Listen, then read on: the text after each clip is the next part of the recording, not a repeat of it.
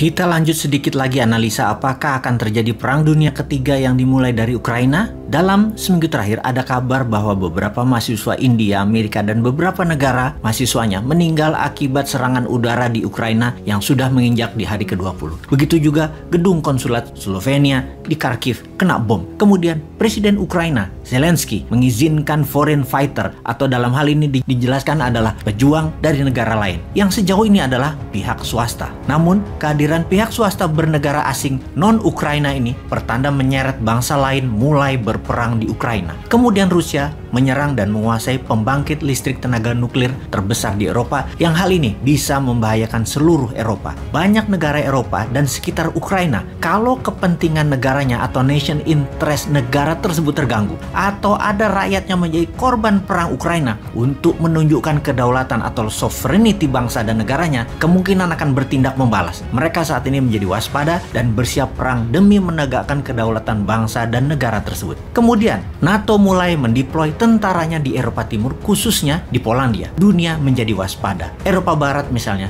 ketika Presiden Prancis Macron berbicara 90 menit dengan Putin minggu lalu, dalam dialog tersebut Macron mengatakan Prancis tidak berperang dengan Rusia. Bagi pengamat, setidaknya kata-kata tersebut adalah belum. Di sisi Rusia, dengan jelas Putin mengatakan Rusia menginginkan seluruh Ukraina. Di mana setelah dialog 90 menit ini dilakukan, Macron menjelaskan kepada media, the worst is yet to come, atau peristiwa terburuk sebentar lagi akan terjadi. Yang jadi pertanyaan, seperti apa yang dimaksud dengan situasi buruk yang akan terjadi? Akankah meluas ke seluruh Eropa? Akankah konflik militer ini melebar ke seluruh dunia? Oke sahabat, saat ini sesungguhnya dunia sedang menghadapi multiple war di banyak wilayah. Banyak konflik dan banyak ketegangan di banyak tempat. Misalnya di sisi Asia Indo-Pasifik, Tiongkok berkonflik dengan Taiwan. Tiongkok juga berkonflik dengan banyak negara ASEAN, yaitu Vietnam, Malaysia, Brunei, dan Filipina. Dalam masalah Nine Dot Line di Laut Utara Natuna, Tiongkok tidak ada masalah dengan Indonesia karena Indonesia menyerah kepada Tiongkok dalam Nine Dash Line ini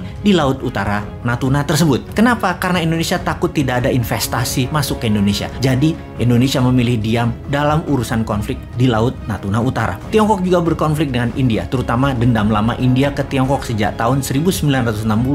Tiongkok pernah menyerang India. Di perbatasan Tiongkok-India saat ini selalu tegang. Juga konflik antara Iran dan Israel. Kita tahu, dalam posisi aliansi, Iran itu aliansinya ke Rusia, Israel itu aliansinya ke Amerika dan Inggris. Juga Iran berkonflik dengan Amerika di Teluk Hormuz. Amerika dengan Kuba juga perang panjang. Perang Israel-Palestina, perang Yaman, semuanya tegang dan berperang. Di sisi semenanjung Korea, Korea Utara terus berkonflik dengan sekutu Amerika yaitu Korea Selatan dan Jepang. Jepang dengan Rusia rebutan kepulauan Kiril di utara Jepang, di mana Jepang baru saja klaim Kiril balik ambil dari Rusia, yang membuat ketegangan baru di utara Jepang. Ditambah lagi, baru saja peluru kendali India diluncurkan ke Pakistan. Walaupun dinyatakan salah sasaran dan India minta maaf, namun hati orang siapa tahu Pakistan bisa membalas dan menjadikan konflik militer terbaru. Saat ini banyak negara yang ingin menjadi pemain global anti New World Order, ingin menunjukkan kekuatan geopolitiknya. Jadi sulit kita mengabaikan bahwa efek perang di Ukraina tidak membawa negara lain masuk ke dalamnya. Kemungkinan masuk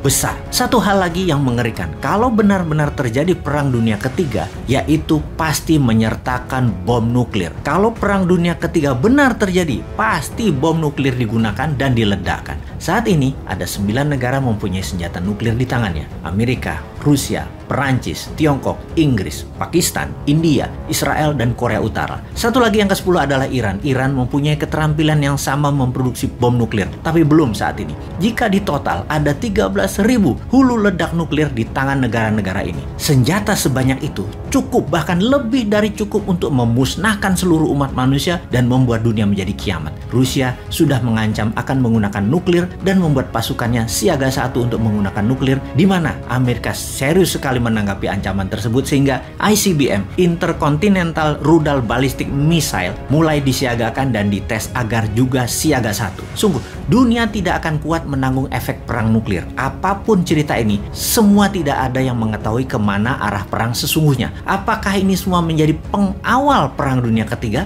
Kita pun tidak ada yang tahu. Pertanyaan selanjutnya, apakah ini ujung dari post-Cold War era? Atau ini nantinya tidak jadi perang dunia ketiga yang melibatkan nuklir, namun menjadi New Cold War atau Cold War II atau Perang Dingin Jilid 2. Perang Dingin Jilid 2 mungkin terjadi. Penentunya adalah Amerika, Rusia, dan sisa dunia mau berpihak kemana. Ketiga pihak itu memilih perang selesai di Ukraina, Ukraina jadi milik Rusia, selesai. Tapi fakta sejauh ini adalah adanya eskalasi peningkatan kegiatan militer di Polandia, ribuan orang bermigrasi ke negara tetangga Ukraina yang akan menimbulkan banyak masalah di sana, dan kita bersama-sama melihat ada seorang presiden yang menolak untuk mundur dari keputusannya menyerang Ukraina, yaitu Putin. Semua itu tanda-tanda perang militer, perang fisik jauh lebih banyak faktanya daripada akan diam dan menjadi perang dingin. Satu hal yang pasti, kemanapun arah dunia ini bergerak, kita memasuki new era of geopolitik dunia. Sudah siapkah Indonesia?